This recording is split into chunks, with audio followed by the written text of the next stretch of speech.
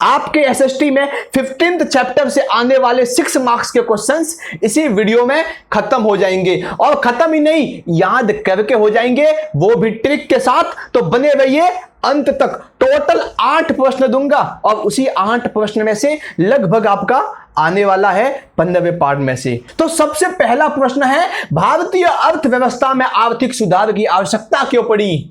देखिए क्या हुआ ना, 1991 में भारत में एलपीजी आया। एलपीजी मतलब लिबरलाइजेशन, प्राइवेटाइजेशन और ग्लोबलाइजेशन, निजीकरण, वैश्विकरण और उदारीकरण, ये 3 चीजें भारतीय अर्थव्यवस्था में शामिल हो गई। उसके बाद भारत की अर्थव्यवस्था काफी सुधर गई। देखिए हुआ क्या था ना कि जब भारत आजाद हुआ तो उस आजाद भारत में भारत ने सोवियत संघ, रशिया का मॉडल अपना लिया अर्थव्यवस्था के मामले में, कि जो भी बड़ी बड़ी कंपनियां होगी वो सरकार के अधीन होगी। अगर किसी को नया बिजनेस करना है तो पहले सरकार से लाइसेंस लेना पड़ेगा, तभी कोई फैक्ट्री खोल सकता है।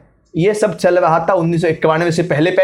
उसी कारण अपने देश की अर्थव्यवस्था बहुत ही घाटे में चली गई, बहुत ही नीचे चली गई, इतनी नीचे कि भारत को अपना सोना गिरवी रखना पड़ा बैंक ऑफ इंग्लैंड में, ताकि वहां से कर्जा मिल सके, हम देश को चला सके। मुश्किल से 14 से 15 दिन का पैसा बचा था देश को चलाने के लिए अपने देश के पास, तभी तो आवश्यकता पड़ी ना। तो कौन कौन से वो कारण थे जिसके कारण हमें आर्थिक सुधार करना पड़ा अपने देश में? तो सबसे पहला कारण था विदेशी व्यापार घाटे में चला गया, मतलब कि दिन प्रतिदिन घाटे में जा रहा था। आप यहाँ पे देख सकते हो ना, ये जो ऊपर जाने का चिन्ह है, ये देखिए सिंबल मतलब क्या है इसका मोटा मोटी मतलब ये वृद्धि हो रही है, ठीक है ना, कि विदेशी व्यापार घाटा जो था वो दिन प्रतिदिन ऊपर जा रहा था, बढ़ रहा था विदेशी व्यापार घाटा। मतलब कि क्या, हम विदेशों से कर्जा ले रहे थे, विदेशों से सामान आयात कर रहे थे, लेकिन दे कुछ भी नहीं रहे थे, और इसीलिए करीबन 10,644 करोड़ का घाटा हो गया।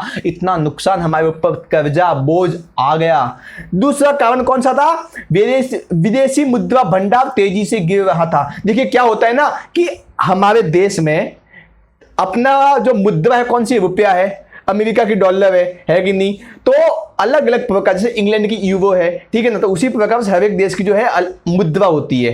तो हम जब व्यापार करते हैं एक देश से दूसरे देश में, तो हम डॉलर में करते हैं। जब डॉलर में पैसा आएगा हमारे पास, तो सीधी सी बात है, हमें व्यापार करने में आसानी होगी। तो भारत का जो विदेशी मुद्रा भंडार था, जिसमें अलग अलग प्रकार की मुद्राएं होती है, डॉलर होता है, यूरो होता है, जापान की मुद्रा होती है, अलग अलग देशों की मुद्राएं होती है, वो भी दिन प्रतिदिन घट रही थी। क्यों? क्योंकि व्यापार हो ही नहीं रहा था। देश से सामान तो आ रहा था, बाकी देशों से अपने देश में सामान बहुत आ रहा है, लेकिन हम देश से भेज नहीं पा रहे हैं, है कि नहीं। तो जो विदेशी मुद्रा थी उसका भंडार भी तेजी से क्या कर रहा, नीचे गिर गया था। इसके बाद क्या, भारत अंतरराष्ट्रीय मुद्रा कोष से लोन, भारत ने क्या किया, विदेश जो अपनी देश की अर्थव्यवस्था नीचे गिर रही थी उसको संभालने के लिए अंतरराष्ट्रीय मुद्रा कोष, international monetary fund, IMF, international monetary fund से, अंतरराष्ट्रीय मुद्रा कोष से बहुत बड़ा लोन अमाउंट ले लिया, ऋण ले लिया, जिसके चलते भारत की अर्थव्यवस्था तो और नीचे चली जा रही है भाई। एक तो पहले से घाटे में है, उस घाटे से उभरने के लिए हमने लोन ले लिया, तो क्या उभरेंगे? नहीं उभरेंगे। इसके बाद तीसरा कौन सा है, अल्पकालीन विदेशी ऋणों के भुगतान के लिए 47 टन सोना बैंक ऑफ इंग्लैंड में के पास गिरवी रख दिया। आप सोचिए ना, आपके घर पे कर्जा हो जाए, है कि नहीं, भगवान ना करे ऐसा कभी हो, और आपको आपके घर का जो सोना है, जो माँ बहन के जो गहने होते हैं, उसको गिरवी रखना पड़े किसी के पास, तो कैसा दुख होता है। तो उस समय भारत की अर्थव्यवस्था इतनी बिगड़ गई थी, इतनी घाटे में चली गई थी कि 47 टन सोना, कम नहीं होता 47 टन सोना, बहुत ज्यादा। सोच के देखिए कितना होता, 47 टन सोना बैंक ऑफ इंग्लैंड के पास गिरवी रखना पड़ा था, ताकि कुछ समय के लिए हमें लोन मिल सके, है कि नहीं, और उस लोन से हमारे पास जो बाकी देश जो उधार मांग रहे थे ना हमसे, उनको वापस से लौटा सके। सोचिए ये हालत हो गई थी। इसके बाद क्या है, मुद्रास्फीति का संकट, जिसकी दर 12% हो गई थी। मुद्रास्फीति मतलब महंगाई बढ़ रही है, एक तो देश घाटे में जाए, ऊपर से महंगाई बढ़ रही है। जब महंगाई बढ़ती है तो क्या होता है कि लोग सामान खरीदना कम कर देते हैं। जब लोग ही सामान खरीदना कम कर देंगे तो बाजार में पैसा कम जाएगा, पैसा कम जाएगा, सरकार को टैक्स कम मिलेगा, टैक्स कम मिलेगा तो सरकार के पास पैसा कहां से होगा। और मुद्रास्फीति हो ही जाती, बढ़ी रही थी, लगभग 12% मुद्रास्फीति हो गई। 52% तक महंगाई जो है बढ़ गई है कि नहीं। इसके बाद तीसरा कारण कौन सा है, कृषि उत्पादनों के वितरण और बाजार मूल्यों में वृद्धि। अभी जो कृषि खेती जो है, खेती अपने देश की रीढ़ की हड्डी है, खेती है तो अपना देश है। भारत कृषि प्रधान देश है और उसी देश में जो है जो कृषि के उत्पाद हो रहे थे, जो गेहूं होता है, चना होता है, बाजरा, मक्के, उनका वितरण ठीक से नहीं हो पा रहा है। इसके बाद बाजार मूल्यों में वृद्धि हो रही है। मतलब क्या, जो कृषि को उगाने के लिए चाहिए बीज, चाहिए खाद, चाहिए, उनमें भी वृद्धि हो रही है। किसान ठीक से अपना कामकाज नहीं चला पा रहे हैं, तो क्या हुआ कि कृषि उत्पादनों में वृद्धि होने लगी, वितरण में जो है समस्या आने लगी, बाजार मूल्यों में वृद्धि होने लगी, जिसके कारण और भाई फंसते जा रहे, कुछ तो करना पड़ेगा। क्या था, एक बंधन था। बंधन किस प्रकार का बंधन था कि भाई हमने जहां पे उगाया वहीं पे बेचना पड़ेगा, वहीं से पैसा लेना पड़ेगा। हमारे लिए मार्केट का जो स्ट्रक्चर था वो बहुत छोटा था, बाजार ज्यादा बड़ा था ही नहीं। जो अंतरराष्ट्रीय बाजार था, जो विदेशी बाजार था, वहां पे हम जा ही नहीं पा रहे थे, पहुंच ही नहीं पा रहे थे, इसीलिए तो सुधार की आवश्यकता पड़ी। इसके बाद क्या हुआ, राजकोषीय तथा व्यापार घाटे की समस्या। जो सरकार को टैक्स मिल रहा था उससे राजकोषीय घाटा होने लगा। जो कोष था, सरकार का जो कोष होता है, जमा पूंजी होती है, वो भी धीरे धीरे घटने लगी थी। और व्यापार घाटा तो हो ही रहा था। दूसरे देशों से हम लगातार कर्जा लिए जा रहे हैं, सामान आयात किए जा रहे हैं, निर्यात कुछ कर ही नहीं पा रहे, घाटा तो होना ही है ना। तो राजकोषीय घाटा हो रहा था और व्यापार घाटा भी साथ में हो ही रहा था। ये तो बात हो गई किसकी, कि भाई भारतीय अर्थव्यवस्था में कौन कौन से कारण थे, हमने उस सभी कारण को देख लिया। अभी भाई आप हमें सब बात छोड़िए यार, ये बात बताइए कि हम इसको याद कैसे करें। क्या हम इसको याद कैसे करें? तो इसको याद करने की सबसे शानदार, सबसे आसान ट्रिक कौन सी है बताऊं, बता दूं? तो देखिए, ये है, मुरादाबाद का राजा कृषि करके आतंकवादियों को पकड़ने के लिए भारत से विदेश गया। क्या? मुरादाबाद एक उत्तर प्रदेश में शहर का नाम है। मुरादाबाद का राजा खेती करता था, खेती करने का शौक था, कृषि करके आतंकवादियों को पकड़ने के लिए भारत से कहां पे गया? विदेश में। आंसर इसी में आपका समा गया। बड़ा ही सिंपल है, देखिए, मुंह से क्या हो गया? मुद्रास्फीति का संकट, ठीक है। इसके बाद राजा से क्या हो गया? राजकोषीय घाटा। इसके बाद कृषि से क्या हो गया? कृषि उत्पादनों के वितरण और बाजार मूल्यों में वृद्धि। इसके बाद आ से क्या हो गया? अल्पकालिक विदेशी ऋणों के भुगतान के लिए जो सोना रखा 47 टन वो। इसके बाद भारत तो है ही, यहाँ पे भारत अंतर्राष्ट्रीय मुद्रा कोष से लोन लेनी पड़ी, भारत को अंतर्राष्ट्रीय मुद्रा कोष से लोन लेनी पड़ी। इसके बाद विदेश से क्या हो गया? विदेशी व्यापार घाटा बढ़ता गया और विदेशी मुद्रा भंडार तेजी से गिरता गया। ठीक है, तो ये दो एक पॉइंट में आ गए, तो ये समझ में आ गया आपका प्रश्न। अगला प्रश्न खटाखट लेते हैं। अगला प्रश्न कौन सा, देखिए, भारतीय अर्थव्यवस्था में आर्थिक सुधार की मुख्य विशेषताएं। विशेषता बता दीजिए भाई, आर्थिक सुधार क्यों करना पड़ा, ये तो समझ में आ गया। इसकी क्या क्या विशेषताएं थी वो भी बताइए। बिल्कुल बताएंगे, देखिए ना, बताएंगे। पहली है सरकार की औद्योगिक नीति का उदारीकरण। सरकार ने जो औद्योगिक नीति थी, सरकार पहले क्या था कि भाई जिसको जो बिजनेस करना है हमसे पहले परमिशन लो, हम लाइसेंस देंगे तभी आप जाके अपना बिजनेस करो, तो उसका उदारीकरण दे दिया। अभी सरकार ने कहा जिसको जो बिजनेस करना है करो, हमसे परमिशन नहीं लोगे चलेगा, कुछ सरकारी डॉक्यूमेंट है वो कर दो, बाकी काम हो गया आपका, हम ज्यादा आपको दबाव नहीं देंगे, है कि नहीं। पहले तो ऐसा फिक्स होता था कि भाई तुम टेलीफोन पे कोई कंपनी नहीं खोल सकते। इसके बाद तुम कोई मान लो कोई तेल उत्पादन है, डीजल पेट्रोल हो गया, इस पे कोई अलग से कंपनी नहीं खोल सकते। इस प्रकार के जो है बहुत सारे बंधन थे। लेकिन उदारीकरण करने के बाद क्या हुआ कि भाई अपने देश में जियो आ गया, एयरटेल आ गया, बीएसएनएल तो है ही, खैर बीएसएनएल सरकारी का ठीक से चलता भी नहीं, मतलब क्या करे, छोड़ो यार, मेरे पास बीएसएनएल की सिम है, मुझे पता है। इसके बाद क्या? उद्योगों के निजीकरण द्वारा विदेशी निवेश को प्रोत्साहन। जो उद्योगों का निजीकरण किया गया, अभी जैसे कि पहले जो बीएसएनएल था, जो फोन था वो सिर्फ सरकारी होता था, बीएसएनएल का फोन आता था, बीएसएनएल की सिम आती, उस पर बात करो। निजीकरण किया गया तो क्या हुआ, हमारे पास अलग अलग कंपनी के फोन आ गए, एयरटेल आ गया, जियो आ गया, वोडाफोन आ गया, आइडिया आ गया, टाटा डोकोमो आ गया, रिलायंस आ गया, बहुत सारी कंपनी आ गई थी। हालांकि अभी तो 2-3 ही बची, ज्यादा बची नहीं है। तो निजीकरण किया तो हमारे पास बहुत सारे ऑप्शन आ गए कि हमको जो कंपनी अच्छा देगी हम वहां से लेंगे, क्यों किसी एक कंपनी के पीछे भागे। सही बात की गलत बात है कि नहीं। तीसरा कारण क्या था? लाइसेंस राज को खत्म करना। लाइसेंस राज को खत्म किया गया। अभी आपको धंधा करना है करो, लाइसेंस लेने की आवश्यकता नहीं है। मतलब कि लाइसेंस ले सकते, मतलब लेना पड़ता है, कुछ सरकारी डॉक्यूमेंट होते हैं उसको लेना पड़ता है, लेकिन पहले जितना कठिन नहीं था। पहले सरकार से पूछना पड़ता था कि भाई हमको ये धंधा करना है। अभी तो अच्छा आपको धंधा करना है, कोई बात नहीं, आप जाके सरकारी से डॉक्यूमेंट ले लो, सरकार की परमिशन ले लो, मतलब जो म्यूनसिपालिटी होती है वहां पर जाओ, या फिर जो बिजनेस रजिस्ट्रार ऑफिस होते हैं वहां पर जाके कर लो, है कि नहीं। इसके बाद क्या, डॉलर के मूल्य के रूप में घरेलू मुद्रा का अवमूल्यन। पहले क्या था ना कि डॉलर और रुपया लगभग समान था, 1 रुपये का 1 डॉलर लगभग समान था। अभी क्या किया गया कि डॉलर को बढ़ा दिया, रुपये को नीचे ला लिया। अभी डॉलर, 1 डॉलर का मूल्य 40-50 रुपये हो गया। अभी फिलहाल 70 रुपये के आसपास चल रहा है। 1 डॉलर का मूल्य कितना हो गया, 40-50 हो गया।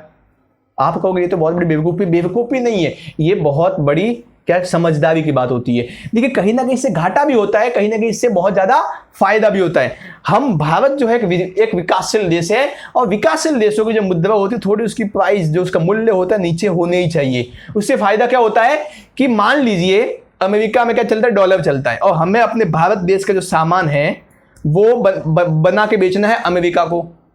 अगर हम डॉलर में बनाएंगे, मान लीजिए हमने डॉलर में बनाया और वो सामान $5 का हमने बनाया और जाके अमेरिका में $10 का बेच दिया, और उसी अच्छी गुणवत्ता का सामान अमेरिका में भी $10 का मिल रहा है, तो सीधी सी बात है अमेरिका के जो लोग हैं वो वहां का सामान नहीं खरीदेंगे ना, क्या हमारा खरीदेंगे। अगर मान लीजिए डॉलर का मूल्य ज्यादा है, रुपये का मूल्य कम है, हमने यहाँ पर सामान 100 रुपये में बनाया और वही सामान जाके अमेरिका में $2 में बेच देते हैं, और वहां का सामान भले ही $10 का हो, तो कौन सा खरीदेंगे लोग, $2 वाला खरीदेंगे, नहीं खरीदेंगे। तो सीधी सी बात है, जो अंतरराष्ट्रीय व्यापार होता है उस व्यापार में, जैसे चाइना क्यों बढ़ रहा है, क्योंकि चाइना का जो मूल्य है ना, चाइना का जो पैसा, जो रुपया, जो मुद्रा है, चाइना की जो मुद्रा है उसका मूल्य भारत के रुपये से भी कम है कहीं ना कहीं। क्यों, क्योंकि लोग उसको, जितना कम मूल्य होगा ना उतने ज्यादा देशों में चाइना का सामान बिकेगा, इसलिए तो भारत में भी चाइना का सामान बेचता है, हर देश में चाइना का सामान जाता है कि नहीं। अभी आप देखिए ना, भारत में अमेरिका का सामान बिकता है क्या, बहुत कम, बड़ी बड़ी कंपनियां, बहुत फेमस कंपनी है, बहुत बड़ी बड़ी कंपनियां हैं, उनका सामान बिकता है, लेकिन वो भी बहुत महंगा, तो हम सभी खरीद पाते कि नहीं खरीद पाते, लेकिन हम चाइना का फट से खरीद लेते, क्यों, सस्ता होता है कि नहीं। तो रुपया या जो मुद्रा होती है डॉलर के मुकाबले कम होगी, तो सीधी सी बात है सामान ज्यादा निर्यात होगा दूसरे देशों को। ये बहुत बड़ा कंसेप्ट है, बाद में कभी बात करेंगे आगे, है कि नहीं। इसके बाद क्या है, बैंकिंग प्रणाली और कर संरचना में सुधार। जो बैंकिंग थे पहले सिर्फ सरकार के अधीन ही बैंक थे, सरकारी बैंकों को चलाती थी, तो हम जाते थे 5-5 दिन 10 दिन से अकाउंट खुलते ही नहीं, सरकारी बैंक, अभी लंच के बाद आना यार, तुम इस टेबल नहीं, तुम 3 नंबर टेबल पे जाओ, इस प्रकार की बातें होती थी। अभी सरकार ने क्या किया, बैंकिंग प्रणाली का ढांचा ही बदल दिया। अभी कोई प्राइवेट बैंक आके भी खोल सकती है, क्या कोई दूसरी जो है प्राइवेट बैंक भी आ सकती है, अपना खोल सकती है कि नहीं। तो सीधी सी बात है, बैंकिंग प्रणाली का प्राइवेटाइजेशन हो गया, तो अब लोगों को एक ऑप्शन मिल गया, जाएंगे प्राइवेट में, शान से अकाउंट खुलवाएंगे, 1 घंटे में खोल के मिलेगा। अब तो मोबाइल से हो जाता है, बैठे बैठे मोबाइल से हो जाता है, इतना सिंपल हो गया, है कि नहीं। तो बैंकिंग प्रणाली में सुधार किया गया, जो कर संरचना, टैक्स लेने का जो था मापन था, उसमें भी सुधार किया गया। पहले बहुत प्रकार के टैक्स थे, भाई उस पर टैक्स दे दो, उस पर टैक्स दे दो। जब एलपीजी नीति अपनाई तो टैक्स में भी काफी सुधार किया गया कि भाई चलो आपको इसमें दे दो, इसमें मत दो टैक्स, मतलब काफी जो है टैक्स भी सुधार किया गया। अभी तो जीएसटी आ गया, जो कि बहुत अच्छी बात है, क्योंकि जीएसटी क्या है ना, बहुत सारे टैक्स को मिला के एक टैक्स कर दिया, आपको जीएसटी देना है, बाकी सब टैक्स को जाने दो, ठीक है। अगला पॉइंट देखते क्या है, सरकार द्वारा निवेश में कमी करते हुए बाजार अर्थव्यवस्था को स्थापित करना।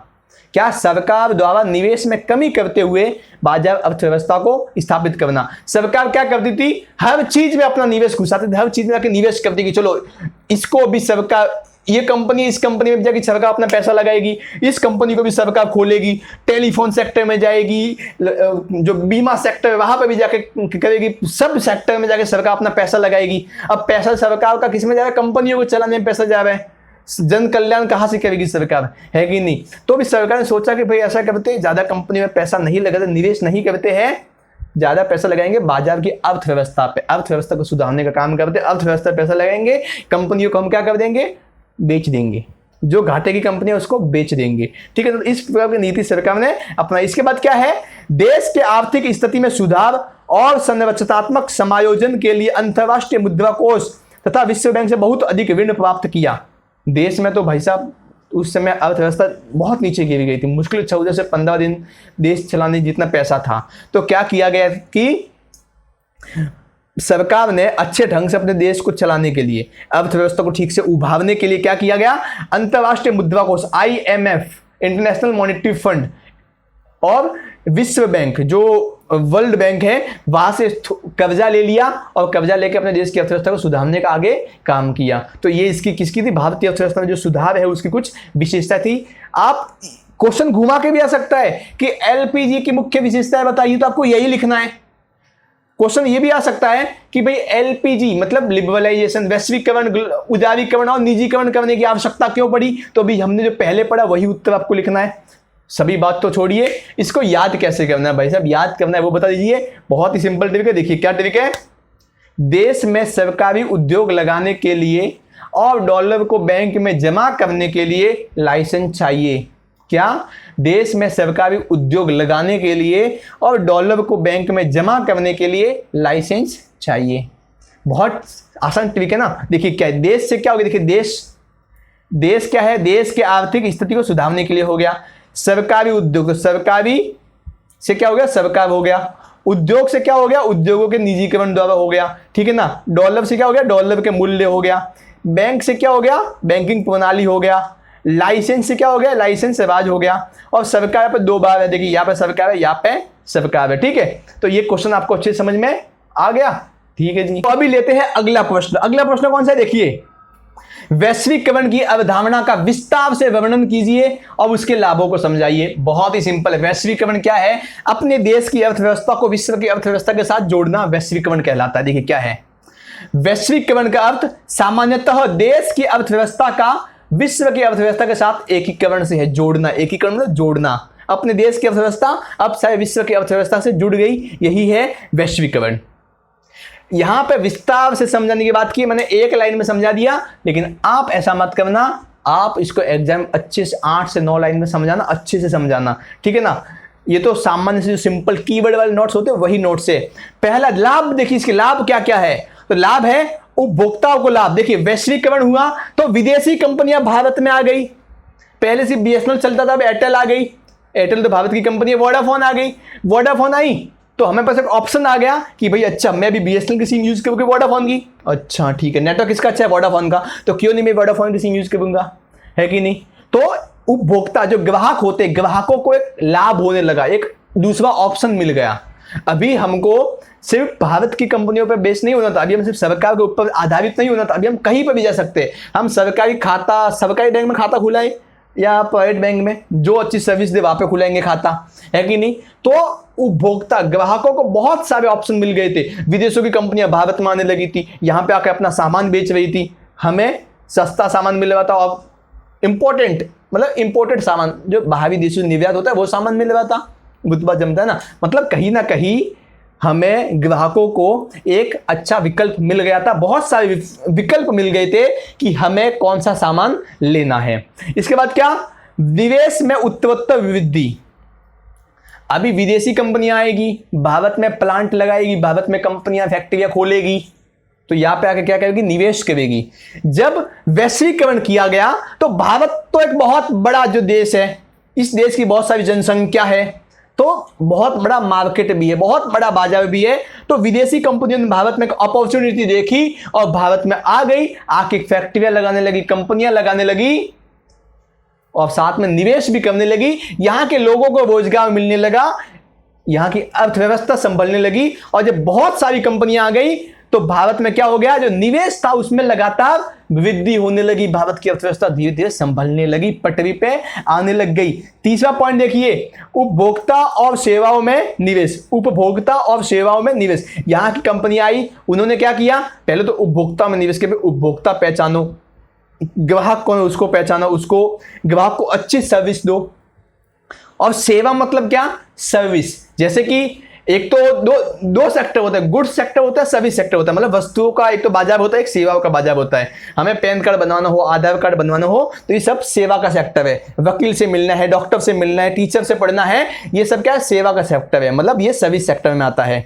सामान खरीदना है, हमें कोई हमाल से काम करवाना है, फर्नीचर करवाना है, ये सब गुड्स का सेक्टर है, ठीक है ना। तो भारत में जो सेवाओं में निवेश किया जाने लगा, मतलब दूसरी जो कंपनी आने लगी, उन्होंने सोचा कि भारत में भाई गुड्स तो है ही बहुत सारा, पहले से गुड्स तो पड़ा है, सामान तो बहुत सारा पड़ा है, सेवा में निवेश करते हैं। यहां पे लोगों को सेवा बहुत धीरे धीरे मिलती है, सर्विस बहुत स्लो मिलती है। यहां पे लोग बैंक खाता एक महीने के बाद खुलता है, तो क्यों ना सेवा में निवेश करे, लोगों को सेवा दे, उसका हम पैसा लेंगे। और यही होता है भारत की अर्थव्यवस्था। आज के समय में भारत की अर्थव्यवस्था जो है वो टोटली सेवा, जो सर्विस सेक्टर है उस पर बहुत बड़ा योगदान है। टीसीएस, इन्फोसिस जैसी बहुत बड़ी बड़ी कंपनियां हैं सर्विस सेक्टर के मामले में, और इंटरनेट आने के बाद तो भारत का सर्विस सेक्टर बहुत तेजी से बढ़ा है, ठीक है ना। तो सर्विस सेक्टर आपको समझ में आ गया, सेवा का क्षेत्र समझ में आ गया, तो कंपनियों ने सेवा क्षेत्र में निवेश करना प्रारंभ किया, ठीक है।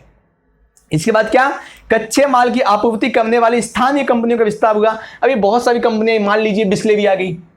अभी बिस्लेरी क्या करती है, पानी बेचती है।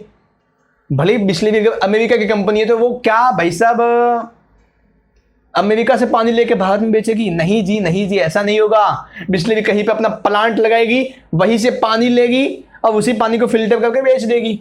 तो पानी तो भारत का ही गया ना, और जिसने पानी दिया, जिसके खेत से पानी गया, जिसके कुएं से पानी गया, उसको थोड़ा पैसा मिल गया। मान लीजिए कोई तेल की कंपनी, मान लीजिए कोई तेल की कंपनी, सरसों के तेल की कंपनी, बाहर के देशों से कंपनी आई, उसने अपना प्लांट लगाया, राजस्थान में प्लांट लगाया। अभी उसको सरसों का तेल बनाने के लिए सरसों तो चाहिए ना, तो कहां से खरीदेगी? सीधी सी बात है, राजस्थान से खरीदेगी। तो वहां के स्थानीय लोगों को फायदा हुआ कि नहीं हुआ? तो यही बात है, कच्चे माल की जो आपूर्ति थी ना, वो कंपनियों को उसकी आवश्यकता पड़ती थी, और उसी आवश्यकता के लिए उन्होंने स्थानीय जो लोग थे वहां से सामान खरीदना प्रारंभ किया, और इसीलिए स्थानीय जो है कंपनियों का विस्तार भी होने लगा। 5वां पॉइंट देखिए क्या है, बहुराष्ट्रीय कंपनियों के रूप में उभरने को सक्षम। भारत की बहुत सारी कंपनियां थी, टाटा मोटर्स हो गई, इन्फोसिस हो गई, रैनबैक्सी, अमूल, हीरो, बहुत सारी कंपनियां थी भारत की, जो सिर्फ भारत तक ही सीमित थी। लेकिन जैसे ही भारत की अर्थव्यवस्था का वैश्वीकरण हुआ, भारत की कंपनियां अभी दूसरे देशों में भी जाने लगी। टाटा अभी पाकिस्तान में भी है, टाटा अभी अमेरिका में भी, सब जगह टाटा है, रिलायंस सभी जगह है। अभी मैंने बीच में सुना था कि रिलायंस ने किसी अमेरिकी कंपनी में बहुत ज्यादा निवेश कर दिया है कि नहीं। तो अभी भारत की कंपनी भी एक इंटरनेशनल लेवल पे जाके काम करने लग गई, दूसरे देशों में जाके काम करने लग गई। पहले नहीं कर सकती थी क्योंकि बाधा थी। 1991 में ये सभी बाधाएं हटा दी गई। बाधाएं हटने के कारण अभी दूसरे देशों की कंपनियां, मतलब अपने देश की कंपनियां भी दूसरे देशों में जाने लगी, और दूसरे देशों की कंपनियां अपने देश में आने लगी। क्या आपको पता है, जो थम्सअप है, थम्सअप, वो पहले पार्ले की कंपनी थी। पार्ले जी ना, हाँ, पार्ले की कंपनी थम्सअप थी, फिर थम्सअप, फिर पार्ले ने थम्सअप को कोका कोला को बेच दिया। तो ये भी एक इंडिया की कंपनी थी, है कि नहीं। अगला पॉइंट देखते हैं क्या है, सूचना और संचार प्रौद्योगिकी वाली कंपनियों के लिए अवसरों का सृजन।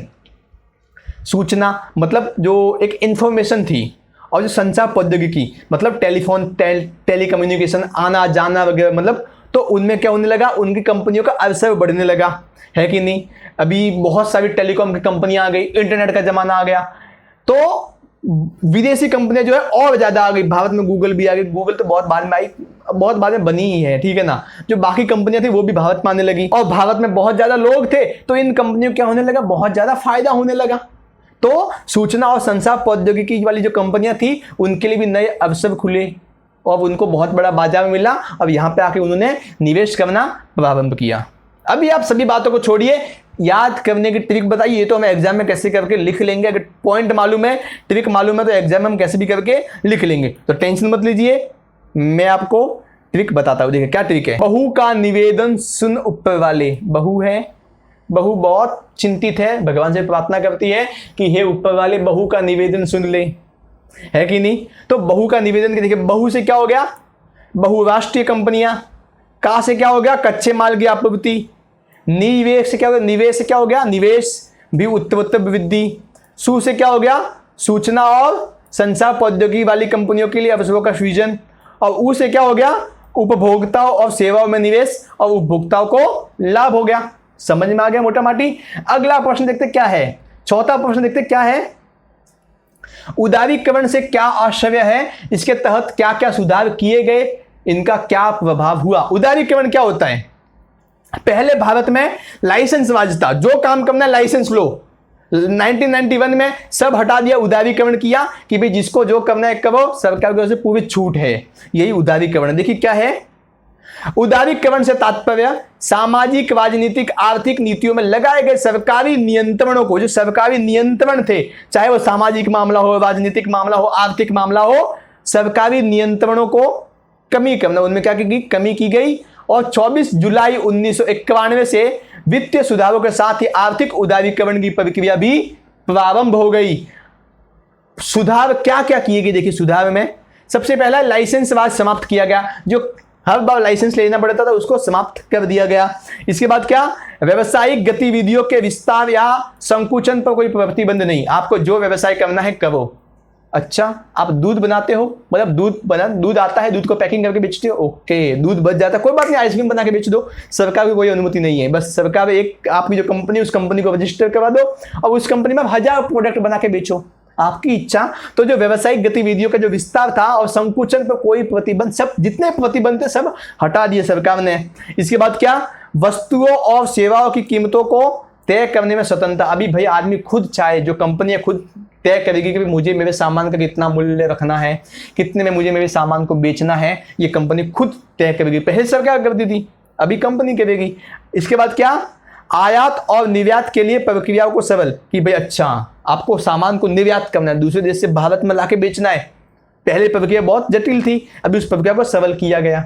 अच्छा, आपको भारत का सामान दूसरे देशों में बेचना है, कोई बात नहीं, बेचो, थोड़ा सा टैक्स हमको दे दो, बाकी बेचो, एक्साइज ड्यूटी जो होती है वो दे दो, बेचो, बस प्रक्रिया को सरल कर दिया गया। तो इससे क्या हो गया, व्यापार बढ़ा, उदारीकरण, समझा, सरकारी नियंत्रण को कम करना, बस सरकारी जो नियंत्रण उसको कम करना ही उदारीकरण कहलाता है। तो ये तो हमने लाभ देख लिए, अब इसके हम प्रभाव देख ले, क्या क्या प्रभाव पड़े। तो प्रभाव में देख, सबसे पहला प्रभाव क्या था, कृषि उद्योग सेवा क्षेत्रों पर अच्छा प्रभाव पड़ा। उदारीकरण होने से जो कृषि का क्षेत्र था, उद्योग का क्षेत्र, कृषि उद्योग मतलब व्यवसाय का क्षेत्र, और सेवा जो सर्विस सेक्टर था, उस पर अच्छा प्रभाव पड़ा। अच्छा प्रभाव किस लिए, कि अभी किसानी जो थी ना, किसानी के लिए नई नई टेक्नोलॉजी आने लगी, दूसरे देशों की टेक्नोलॉजी भारत में आने लगी, तो खेती आसान हो गई। पहले जब गेहूं को कूट कूट के निकालते थे, अब थ्रेसर आ गया, थ्रेसर में डाल के निकाल लो गेहूं, यार क्यों इतनी मेहनत करनी। तो कृषि में एक नया टेक्नोलॉजी आ गई। इसके साथ ही जो है अलग अलग प्रकार के बीज आ गए, कि भाई जिससे ज्यादा अच्छी फसल पैदा हो, कीटनाशक नए नए प्रकार के आ गए, और सस्ते, सबसे पहले सस्ता आ गया, सस्ते में सामान मिलने लगा, तो कृषि में अच्छा आया। उद्योग में मतलब कि उद्योग के नए नए अवसर पैदा हुए, जो अपने देश के जो लोग थे, जो अपने देश के उद्योग थे, वो दूसरे देशों से कच्चा माल मंगा सकते थे, यहाँ पे आके उद्योग कर सकते थे। और सेवा क्षेत्र तो बड़ा ही बड़ा था, नई नई बैंक खुलने लगी, इसके बाद अलग अलग प्रकार की, जैसे बस हो गई, बस प्राइवेट चलने लगी, कुछ भी मतलब जो सेवा थी ना वो सब कुछ होने लगा। बहुत सारी जो कंपनी थी वो प्राइवेट कंपनियां बन गई, फोन की, टेलीफोन की वगैरह, तो सेवा क्षेत्र भी इससे बहुत ज्यादा सुगम हो गया, अच्छा हो गया। इसके बाद देखिए क्या है, औद्योगिक उत्पादन में उच्च तकनीक, जो फैक्ट्रियां थी जहां पे बड़े बड़े सामान उत्पादन होते हैं, एक साथ लॉट में सामान बनते हैं, वहां पे एक अच्छी तकनीक आ गई। विदेशों से जब हम नई नई तकनीक लाने लगे, और उसी तकनीक के माध्यम से हम क्या करने लगे, बहुत ज्यादा सामान का उत्पादन करने लगे, और अंतर्राष्ट्रीय स्तर पर जो है प्रतिस्पर्धा होने लगी। तो अभी जो भारत की जो कंपनियां थी वो भी इंटरनेशनल कंपनियों के साथ जाके क्या करने लगी, प्रतिस्पर्धा, कंपटीशन करने लगी। अभी टाटा जाके सीधा गूगल से लड़ेगी, मतलब गूगल से कंपटीशन करेगी, कर सकती है, क्यों नहीं कर सकती, टाटा इतनी बड़ी कंपनी है भारत की, है कि नहीं। लेकिन थोड़ी सी यहाँ पर दिक्कत भी होने लगी। क्या दिक्कत, कि भारत की कंपनियां इतनी भी बड़ी नहीं थी कि वो किसी अमेरिकी कंपनी से जाके लड़ सके, कंपटीशन कर सके, सक्षम नहीं थी ना। क्योंकि पहले एक सोचे, जिस कंपनी को, जिस देश की कंपनियों को एक साथ छूट मिल गई हो और पहले उन्होंने कभी वो चीज एक्सपेरिमेंट ही नहीं की हुई हो, वो कैसे कर सकती है। तो कहीं ना कहीं जो भारत की बड़ी बड़ी कंपनियां थी वो भी सक्षम नहीं थी विदेशी कंपनियों से जाकर टक्कर लेने में। लेकिन अभी ऐसा नहीं है, अभी तो बहुत ज्यादा सक्षम है भारत की बहुत सारी कंपनियां, बड़ी बड़ी कंपनियां डायरेक्ट टक्कर लेती है। लेकिन जब हुआ उदारीकरण 1991 में हुआ, उस समय इतनी ज्यादा सक्षम नहीं थी। अगला पॉइंट देखिए क्या है, सेवा क्षेत्र पर सकारात्मक प्रभाव पड़ा। सेवा क्षेत्र, सर्विस सेक्टर पर इतना अच्छा प्रभाव पड़ा, नई नई बीमा की कंपनियां खुलने लगी, नई टेलीफोन की कंपनियां खुलने लगी, बड़े बड़े हॉस्पिटल खुलने लगे, बड़ी बड़ी स्कूलें खुलने लगी। तो जो सेवा क्षेत्र था उस पर अच्छा प्रभाव पड़ा। और इंटरनेट के आने के बाद तो भाई अलग ही लेवल का प्रभाव पड़ा। भारत की जीडीपी में जो सकल घरेलू उत्पाद है, उस सकल घरेलू उत्पाद में भारत की जीडीपी में सबसे ज्यादा जो हिस्सा है ना, वो सेवा क्षेत्र का ही हिस्सा है, सबसे ज्यादा हिस्सा। इसके बाद कौन सा प्रभाव है, देखिए कृषि क्षेत्र का हिस्सा लगातार घट रहा था। जहां पे सेवा क्षेत्र का हिस्सा बढ़ रहा था, वहीं पे जो कृषि का कंट्रीब्यूशन था जीडीपी में, सकल घरेलू उत्पाद में जो योगदान था कृषि का वो दिन प्रतिदिन घट रहा था। क्यों घट रहा था? देखिए बड़ी सिंपल सी बात है, जब भारत में उदारीकरण हुआ नहीं था तो उसके पहले तो जो थी खेती थी, सारी देश की अर्थव्यवस्था खेती के कारण ही चल रही थी। आप देखोगे 1991 से पहले भारत की जीडीपी में 50% के आसपास खेती की हिस्सेदारी थी जीडीपी में। लेकिन भाई साहब उदारीकरण हो गया, दूसरी देशों की कंपनियां आने लगी, सभी कंपनियों को खुली छूट मिल गई और अपना विकास करने लगी सभी कंपनियां। तो सीधी सी बात है, उन कंपनियों की जो भागीदारी थी वो जीडीपी में, उन क्षेत्र की जो भागीदारी थी वो जीडीपी में बढ़ने लगी और कृषि पिछड़ गई, क्योंकि हमने कृषि को ज्यादा ध्यान दिया नहीं, है कि नहीं। तो यहाँ अभी जो कृषि है, अभी कुछ 17-18% कृषि की हिस्सेदारी है जीडीपी में, ठीक है ना। तो अभी अगला प्रश्न क्या है, देखिए निजीकरण किसे कहते हैं? भारत में निजीकरण हेतु क्या कदम उठाए गए, वर्णन कीजिए। निजीकरण का मतलब क्या कि अधिक से अधिक जो सरकारी कंपनियां थी उसको प्राइवेट सेक्टर के हाथों में, निजी कंपनियों के हाथ में बेच दो और कोई भी निजी कंपनी चाहे तो आके अपना उद्योग लगा सकती है। देखिए क्या है, निजीकरण से तात्पर्य है कि सार्वजनिक क्षेत्र के उद्यमों, व्यवसाय एवं सेवाओं के स्वामित्व, प्रबंधन व नियंत्रण को निजी क्षेत्र को हस्तांतरित करने से है। सार्वजनिक क्षेत्र में सरकारी जो कंपनियां थी उन कंपनियों की सीधी सी बात है प्राइवेट कंपनियों को बेच दो, हस्तांतरित कर दो। सरकार का काम कंपनी चलाना नहीं है, सरकार का काम देश को चलाना है, देश का कल्याण करना है, ठीक है ना। तो यही है निजीकरण। कौन कौन से कदम उठाए गए? तो कौन कौन से कदम उठाए गए, इससे पहले एक छोटी सी ट्रिक देख लीजिए। क्या है, आपको बस याद रखना है एसपी साहब। क्या? एसपी साहब। एसपी साहब से इसका पूरा उत्तर आपका हो गया। एसपी साहब, देखिए क्या है, एस से क्या है, एस से क्या होगा, शेयरों की बिक्री। शेयर मतलब जो सरकार थी वो सरकार हर किसी कंपनी में अपना शेयर रखती थी कि भाई 50% मेरी भागीदारी, मतलब 50% मेरा शेयर, 30% सरकार का शेयर, मतलब इस प्रकार सरकार जो थी वो हर कंपनी में अपना शेयर रखती थी। अभी सरकार ने क्या किया कि जो शेयर थे ना उसको बेच दिया कि भाई हमको कंपनी नहीं चलानी है, हमको देश चलाना है। सरकार ने सभी शेयरों को बेच दिया। शेयर घाटा क्या है भाई, जब मान लीजिए एक कंपनी है, उस कंपनी में सरकार ने अपना शेयर लगाया 50% तक, तो कंपनी डूबेगी तो सीधी सी बात है सरकार का पैसा भी डूबेगा, तो अर्थव्यवस्था में घाटे में नहीं जाएगी तो कहाँ जाएगी भाई साहब, है कि नहीं। तो सरकार ने क्या कर दी, शेयरों की बिक्री कर दी। तो उसका उदाहरण क्या है, जो मारुति उद्योग लिमिटेड जो थी उसके शेयर थे सरकार के पास, सरकार ने उस कंपनी को ही जो शेयर थे बेच दिए कि हमको ले लो, नहीं चाहिए शेयर भाई, हमें देश चलाने दो। पी से क्या, देखिए पी से क्या होगा, पीएसयू में विनिवेश। पीएसयू मतलब क्या, पब्लिक सेक्टर यूनिट। पब्लिक मतलब सार्वजनिक क्षेत्र की कंपनियां या सार्वजनिक क्षेत्र की जो कंपनियां होती है ना, जो अलग अलग यूनिट होती है सार्वजनिक क्षेत्र की, उसमें क्या किया गया, विनिवेश किया गया। विनिवेश मतलब वहां से अपना पैसा, जो सरकार का पैसा था उसको निकाला गया, उस कंपनी को बेच दिया गया। जो जो कंपनी घाटे में चल रही थी उनको बेच दिया गया, जो जो कंपनियां घाटे में जा रही थी उस कंपनी से सरकार ने अपना पैसा निकाल लिया, विनिवेश किया। निवेश मतलब पैसा लगाना, विनिवेश मतलब पैसा निकालना, ठीक है ना। तो सरकार ने करीबन 30,000 करोड़ के उद्यमों को निजी क्षेत्र के हाथ में बेच दिया। जितनी भी कंपनियां घाटे में चल रही थी सरकार की ना, सभी कंपनियों को बेच दिया कि कंपनी नहीं चलानी है हमको। घाटे, जो कंपनी पहले से ही घाटे में चल रही थी उस कंपनी के जो काम करने के लिए जो होते हैं, उन काम करने वाले व्यक्तियों को अलग से पगार भी देना, जबकि कंपनी घाटे में जा रही है और सरकार कहाँ से दे रही है, लोगों के टैक्स से उस कंपनी की भरपाई कर रही है। तो सीधी सी बात है, अर्थव्यवस्था घाटे में जानी ही जानी है। इसके बाद तीसरा जो साहा से है, साहब का साहा से है, सार्वजनिक क्षेत्र का न्यूनीकरण। जो सार्वजनिक क्षेत्र था उसको धीरे धीरे कम करना स्टार्ट किया। सरकार ने सोचा कि अभी हमको ज़्यादा कंपनी नहीं चलानी है, ज़्यादा कंपनियां सरकार को नहीं चलानी है, कम से कम कंपनियां सरकार चलाएगी, ज़्यादा से ज़्यादा कंपनियां बाकी जो निजी क्षेत्र है उनको चलाने दो। सरकार के पास उस समय करीबन 17 कंपनी थी। सोचो 17 कंपनी भारत सरकार चलाती थी। उन 17 कंपनियों को बेच करके सिर्फ पीछे 3 ऐसे सेक्टर रखे, 3 ऐसे जो है क्षेत्र रखे जहां पर सिर्फ और सिर्फ सरकार ही कंपनी चला सकती है, बाकी कोई निजी कंपनी वहां पे आके अपना कंपनी नहीं खोल सकती। तो 3 वो क्षेत्र कौन कौन से थे, पहला परिवहन और रेलवे। अभी तक रेलवे में जो है प्राइवेटाइजेशन नहीं हुआ, अभी तक सरकारी रेलवे चलता है। जो रेलवे है वो क्या है, सरकारी है। हालांकि मोदी जी ने कहा है कि इसका भी हम धीरे धीरे प्राइवेटाइजेशन करने दो जी, अच्छी सुविधा मिलेगी, है कि नहीं है। परमाणु खनिजों का खनन, जो परमाणु खनिज थे, परमाणु समझते हो जिससे एटम बम बनते हैं, परमाणु से बिजली भी बनती है, तो उनका क्या, जो खनिज उनको खोदा जाता है, उसमें जो खनिज परमाणु निकालते हैं, वो भी, उसमें भी कोई निजी कंपनी नहीं आ सकती। क्यों नहीं आ सकती? सीधी सी बात है, परमाणु कोई निजी कंपनी आ रही है, परमाणु को खोद रही है और निकाल रही है, पता चला जाके एक एटम बम बना दिया।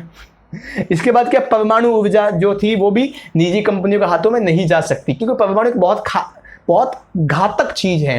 हाँ, अगर उसका अच्छे से उपयोग करो तो बहुत अच्छी चीज है, गलत उपयोग करो तो बहुत ही हानिकारक, बहुत ही घातक चीज है, तो सरकार ने उसको अपने पास ही रखा है, ठीक है ना। इसके बाद अगला प्रश्न देखते हैं क्या है, एलपीजी का सकारात्मक और नकारात्मक पहलू। एलपीजी मतलब लिबरलाइजेशन, लिबरलाइजेशन मतलब उदारीकरण, पी से प्राइवेटाइजेशन, प्राइवेटाइजेशन मतलब निजीकरण, जी से ग्लोबलाइजेशन, ग्लोबलाइजेशन मतलब वैश्वीकरण, भूमंडलीकरण जिसको कहते हैं, ठीक है ना। इसका सकारात्मक और नकारात्मक प्रभाव बताइए, क्या क्या सकारात्मक प्रभाव थे, क्या क्या नकारात्मक प्रभाव थे। एक बात याद रखना, मैं इसमें आपको जो जो प्रभाव बता रहा हूं वो आपको पूछ दे कि वैश्वीकरण का सकारात्मक प्रभाव बताओ तो भी आप यही लिख देना, वैश्वीकरण का नकारात्मक प्रभाव बताओ तो भी यही लिख देना। मतलब तीनों में से किसी के भी, वैश्वीकरण, निजीकरण, भूमंडलीकरण, तीनों में से किसी के भी सकारात्मक और नकारात्मक प्रभाव पूछे तो यही लिख देना, सब एक जैसा, तीनों का उत्तर एक ही में आ गया। देखिए क्या है, ढंटन, ये आ गया सकारात्मक प्रभाव और नकारात्मक प्रभाव।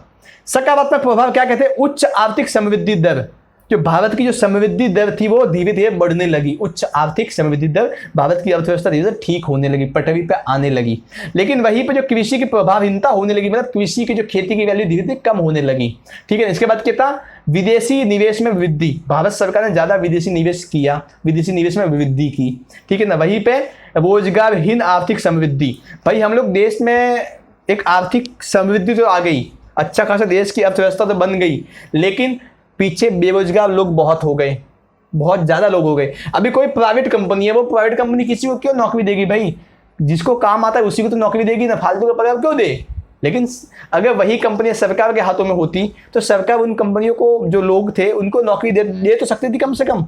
सरकार ने उन कंपनियों को बेच दिया और जो निजी कंपनी थे वो अपनी मनमानी करने लग गई। तो ये भी आप जो रोजगार, जो बेरोजगारी दिखाई देती है, ये भी इसका एक नुकसान दिखाई देता है। इसके बाद क्या, विदेशी मुद्रा भंडार में वृद्धि, भारत का जो विदेशी मुद्रा भंडार था वो बढ़ गया, डॉलर आने लगा, यूरो आने लगा भारत सरकार के पास, तो विदेशी मुद्रा भंडार क्या हो गया, बढ़ने लगा। वहीं पे आय के वितरण में असमानता, मतलब लोगों को, प्राइवेट कंपनी है उसमें किसी की आय बहुत ज्यादा है, किसी की इनकम बहुत ज्यादा है, किसी की इनकम कुछ है ही नहीं, जो बेचारा खेती कर रहा है वो गरीब है, जो किसी कंपनी में नौकरी करता है बहुत अमीर बन गया। तो आय में असमानता आ गई, किसी ने अपनी खुद की कंपनी खोल गई, एक ही साल में बहुत ज्यादा पैसा कमा लिया, जो बेचारा 40 साल से कृषि कर रहा है उसको कुछ मिला ही नहीं, तो आय में असमानता आने लगी। इसके बाद क्या था, नियंत्रित मुद्रास्फीति, अभी महंगाई को कंट्रोल करना सरकार के हाथ में आ गया। जैसी महंगाई बढ़ेगी सरकार उसको कंट्रोल कर लेगी बाजार के साथ, कि मान लो जब महंगाई बढ़ गई, दाल महंगी हो गई, सरकार क्या करेगी, तुरंत ही किसी दूसरे देश से दाल मंगवाएगी और मार्केट में डाल देगी दाल को, दाल सस्ती। तो सरकार जो मुद्रास्फीति थी उसको नियंत्रित करने लग गई सरकार अभी। इसके बाद क्या था, लाभोन्मुखी समाज, अभी समाज का लाभ देखने लगा, किसमें ज्यादा लाभ है वही उगाएंगे। पहले तो भाई फसल उगाते थे खाने के लिए, अभी ऐसा नहीं है, फसल उगाएंगे बेचने के लिए, जितना ज्यादा बेचेंगे वही, मतलब खेती भी होती है तो व्यापार को देख के होती है। तो कहीं ना कहीं समाज जो था वो लाभ, पैसों की ओर ज्यादा देखने लग गया। इसके बाद क्या था, निर्यात संरचना में परिवर्तन, जो सामान लाने, जो निर्यात दूसरे देश से जो निर्यात होता था उसमें भी बहुत सरल हो गया, अभी दूसरे देश से सामान अपने देश में लाना बहुत सरल हो गया। निर्यात संरचना में क्या हो गया, परिवर्तन हो गया। निजीकरण पर नकारात्मक प्रभाव पड़ा, जो निजीकरण हुआ ना उसका क्या हो गया, नकारात्मक प्रभाव पड़ गया, निजी कंपनी अपनी मनमानी चलाने लग गई, ठीक है। इसके बाद क्या था, निर्यात की दिशा में परिवर्तन, जो निर्यात की दिशा थी उसमें भी परिवर्तन होने लगा। इसके बाद क्या, संसाधनों का अतिशय दोहन, कोई भी विदेशी कंपनी आएगी भारत में अपना प्लॉट लगाएगी तो सीधी सी बात है उसको तो क्या करना है, बिजनेस करना है। कोई कंपनी क्यों आई है, बिजनेस करने के लिए आई है, तो वो ये नहीं देखेगी कि भाई प्रकृति क्या दोहन हो रहा है या प्रकृति नष्ट हो रही है, ऐसा नहीं, वो तो धड़ाधड़ जंगलों को काटेगी, अपनी फैक्ट्री लगाएगी, काम चलाएगी, बस पानी का मनचाहा उपयोग करेगी। मतलब मैंने सुना था कि कोई कोल्ड ड्रिंक की बोतल होती है, उस कोल्ड ड्रिंक की बोतल को उस 1 लीटर की कोल्ड ड्रिंक की बोतल को धोने के लिए करीबन 7 से 8 लीटर पानी जाता है। तो क्या प्रकृति का दोहन ही तो हो रहा है ना, प्रकृति का जो नुकसान ही तो हो रहा है ना। तो वही हुआ, संसाधन जो थे उसका क्या हो रहा है, नुकसान तो हो रहा है ना। इसके बाद क्या है अगला पॉइंट, उपभोक्ता की संप्रभुता स्थापित। जो उपभोक्ता था उसकी संप्रभुता स्थापित हो गई। अभी उपभोक्ता को जहां से जो सामान खरीदना है वहां से वो खरीदे। उपभोक्ता अपनी मर्जी का मालिक है, जो सामान पसंद है वो खरीदे, जिस कंपनी का पसंद है उस कंपनी का खरीदे, कोई दबाव नहीं है। लेकिन यहीं पे क्या होने लगा, पर्यावरणीय अपचय होने लगा, पर्यावरण का अपचय, नुकसान होने लगा।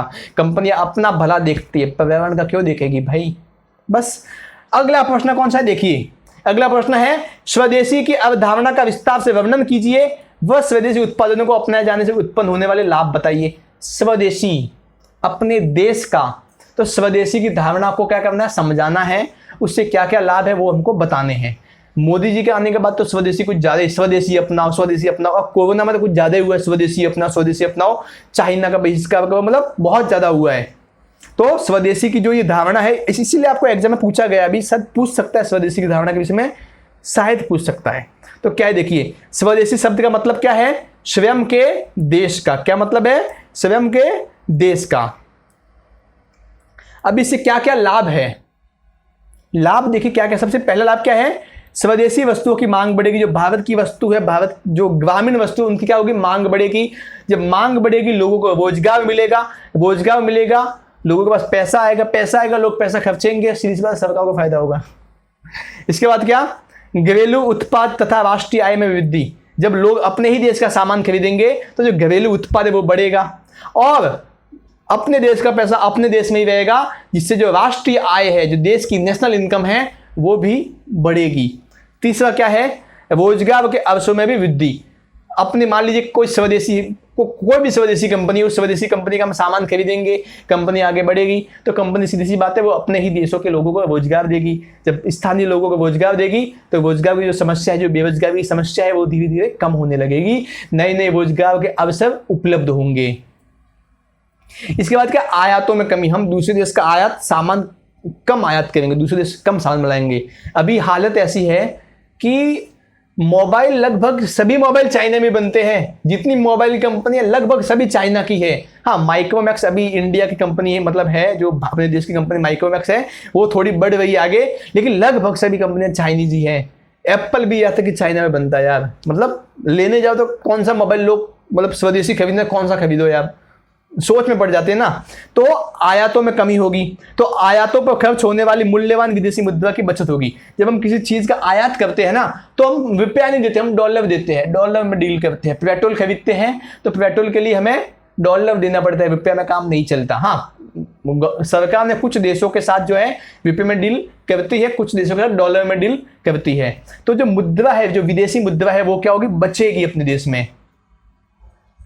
धन निष्क्रमण पर रोक लेगी। विदेशी कंपनियां आती है, भारत में कमाती है और अपने देश चली जाती है, भारत का पैसा दूसरे देशों में जाता है। अगर स्वदेशी कंपनी होगी तो भारत का पैसा भारत में ही होगा, धन का निष्क्रमण नहीं होगा, निष्क्रमण पर रोक लगेगी। अगला पॉइंट क्या है देखिए, आत्मनिर्भरता में वृद्धि। भाई साहब, कोरोना आया, पीपीई किट कोई बनाना जानते ही नहीं था अपने देश में, लेकिन अभी क्या है, अभी हम पीपीई किट 1 साल के भीतर भीतर दूसरे देशों को बना के बेचने लग गए, देने लग गए।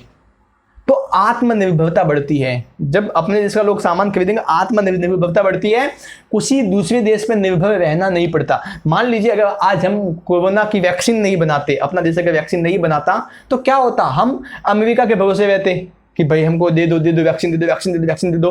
अब अमेरिका क्या करता, ऐसा करो, मेरी बात मानो तभी दूंगा, ये करो तुम, ये करो, ये करो, ये करो, मतलब नचाता अपनी उंगली पे। तो आत्मनिर्भरता बहुत, मतलब सम्मान बढ़ाती है देश का, कह लीजिए आत्मनिर्भरता। अगर हम किसी और देश पर निर्भर रहेंगे तो सीधी सी बात है, हमें उस इनडायरेक्टली उस देश की बातों को मानना पड़ेगा, वो कहेगा वैसा करना पड़ेगा। तो आत्मनिर्भरता में क्या होगी, वृद्धि होती है स्वदेशी सामानों को अपनाने से। इसके बाद क्या है, अधिक राजस्व। जब अपने देश की कंपनियां होती है तो सीधी सी बात है, उससे सरकार को भी फायदा होता है, ज्यादा जो है राजस्व मिलता है, टैक्स मिलता है सरकार को, ठीक है। इसके बाद क्या है, प्राकृतिक संसाधनों का सीमित उपयोग। अपने देश के जो लोग होते हैं ना, वो सोचते हैं कि चलो यार, मैं क्यों किसी संसाधन का नुकसान करूं, मेरा ही देश है, मेरे ही सब जंगल है, तो वो सोच समझ के प्राकृतिक संसाधनों का उपयोग भी करता है, क्योंकि उसका मूल उद्देश्य पैसा कमाना तो है ही, लेकिन साथ में अपने देश का भी सोचना होता है। ठीक है ना। अब देखिए 8वां प्रश्न क्या है, कौशल विकास का अर्थ बताइए, उसका महत्व बताइए और सरकार ने क्या क्या प्रयास किए उसकी विवेचना कीजिए। तो देखिए क्या है, तो किसी कार्य को अधिक अच्छे तरीके से संपन्न करने के लिए योग्यता और क्षमता को कौशल विकास कहा जाता है। आप किसी कार्य को अच्छे ढंग से कर लो, मान लो आपको मोबाइल रिपेयरिंग आती है, आपने इतना अच्छे ढंग से मोबाइल रिपेयर करना सीख लिया, तो आपको किसी नौकरी की जरूरत नहीं है, आप खुद का गल्ला डाल के बैठ जाओ, महीने का 40-50 हज़ार तो ऐसे ही आप कमा लोगे, है कि नहीं। तो ये क्या कौशल है। आपको सिंगिंग आती है, सिंगिंग हालांकि कौशल में आती नहीं है, मान लीजिए आपने सीख ली, आपने डांस सीख लिया, वो आपका कौशल है, उस कौशल के माध्यम से आप पैसा कमा सकते हो। आपको बहुत अच्छा कंप्यूटर चलाना आता है, बहुत अच्छा फोटोशॉप आता है, वीडियो एडिटिंग आती है, आप उससे पैसा कमा सकते हो। तो जो कौशल विकास होता है ना, कौशल जो कुछ अपना हम खुद से ही जो है अपने अंदर उत्पन्न करते हैं और कुछ एक अलग चीज को सीख के, एक अलग क्षेत्र की कुछ चीज को सीख करके इतना सीखते हैं कि वो हमारी एक आदत बन जाती है। कौशल विकास के द्वारा श्रम शक्ति को अधिक उत्पादक बनाया जा सकता है। मान लीजिए अगर आपको एक है कि आपको अच्छा मोबाइल रिपेयरिंग करना आता है, पहली बात आपको मोबाइल रिपेयरिंग आता है। दूसरी बात ये कि आपको यार खेती आती नहीं है, खेती कभी की नहीं, और आपको मोबाइल रिपेयरिंग अच्छे से आती है, आपको खेती नहीं आती, लेकिन अगर आपको ज़बरदस्ती खेती करवाई जाएगी तो क्या मतलब जो आप ठीक से काम कर पाएंगे, नहीं कर पाएंगे, क्योंकि आपको तो मोबाइल रिपेयरिंग करना अच्छा लगता है, आपका कौशल इसमें है। हाँ, अगर आपको मोबाइल रिपेयरिंग करवाई जाएगी तो आप जहाँ पे दिन के 10 करते हो आप 15 भी कर सकते हो, क्योंकि मज़ा भी आता है और आपको उस चीज़ में एक्सपर्टीज है, अच्छे ढंग से आप कर भी सकते हो। ठीक है। अभी सरकार ने इसके लिए क्या क्या प्रयास किए हैं, तो सबसे पहली बात स्किल इंडिया कार्यक्रम। सरकार ने एक स्किल इंडिया का कार्यक्रम चलाया जिसके तहत उसका उद्देश्य क्या है कि 2022 तक जो है कम से कम 30 करोड़ लोगों को, भारत के 30 करोड़ लोगों को कौशल देना है। स्किल इंडिया के तहत क्या होता है, मैं थोड़ी सी जानकारी आपको दे देता हूँ। आप बहुत सारे आपके आजू बाजू से कंप्यूटर क्लासेस होंगे या बहुत जो होंगे, वहाँ पे आपको फ्री में कंप्यूटर कोर्स कराया जाएगा। आपको स्टार्टिंग में 150 रुपये देना है, आप कोर्स खत्म कीजिए, एग्जाम दीजिए, सर्टिफिकेट मिल गया, साथ में आपको जो 150 रुपये था वो भी वापस आपको रिटर्न मिल जाएगा। और बहुत सारे ऐसे कोर्स है जो आपको करवाए जाते हैं। आप नेट पर सर्च कीजिए स्किल इंडिया क्या है, आपको बहुत अच्छी जानकारी मिलेगी। और वैकेशन चल रहा है अभी, तो आपका इस वैकेशन में अच्छे से कोई अपनी नई स्किल अपने अंदर डेवलप कीजिए। प्रधानमंत्री कौशल विकास योजना, तो प्रधानमंत्री जो कौशल विकास योजना है उसके तहत भी लोगों को स्किल सिखाई जाती है, स्किल के लिए प्रोत्साहित किया जाता है। और इसमें कुछ अगर कोई अपना खुद का व्यवसाय भी स्टार्ट करना चाहे तो उसके लिए भी उसको कुछ पैसा मिलता है, लोन मिलती है सरकार की तरफ से। इसके बाद क्या है, वर्ष 2014 में सरकार ने कौशल विकास और उद्यमिता मंत्रालय का निर्माण भी किया। कौशल विकास और उद्यमिता मंत्रालय का निर्माण भी सरकार ने किया है, जो कि नजर बनाए रखते हैं कि कितने लोगों को कौशल मिला है, कितने लोगों को इस अपने कौशल के दम पे कितने लोगों ने अपना नया बिजनेस स्टार्ट किया, सब पे नियंत्रण रखती है। ठीक है ना। तो ये तो कि सरकार के प्रयास। अभी महत्व क्या, भी कौशल का महत्व, खुद का रोजगार हो जाता है, हमें नौकरी के लिए भटकना नहीं पड़ता, देश की जीडीपी है वो बढ़ती है, देश में जो बेरोजगारी कम होती है। तो इस पर बहुत सारे इसके महत्व आप खुद के मन से बना के लिखिए। ठीक है। अगला देखते क्या है, अगला है भारतीय अर्थव्यवस्था में आर्थिक सुधारों का संक्षिप्त में वर्णन कीजिए। लेकिन ये आपको अभ्यास के लिए है, ये प्रश्न मैंने थोड़ा घुमा के दिए ही है। इसी प्रश्न का उत्तर, इस प्रश्न का उत्तर जो 8 प्रश्न है ना, अभी जो हमने 8 प्रश्न किए, इस प्रश्न को उत्तर उन्हीं 8 प्रश्नों में से आपको बना के लिखना है। बस आज के लिए इतना ही। आपको वीडियो पसंद आया हो तो अपने दोस्तों के साथ शेयर कीजिए, साझा कीजिए, ताकि उनको भी नॉलेज मिल सके। मिलते हैं किसी अगले वीडियो में। धन्यवाद।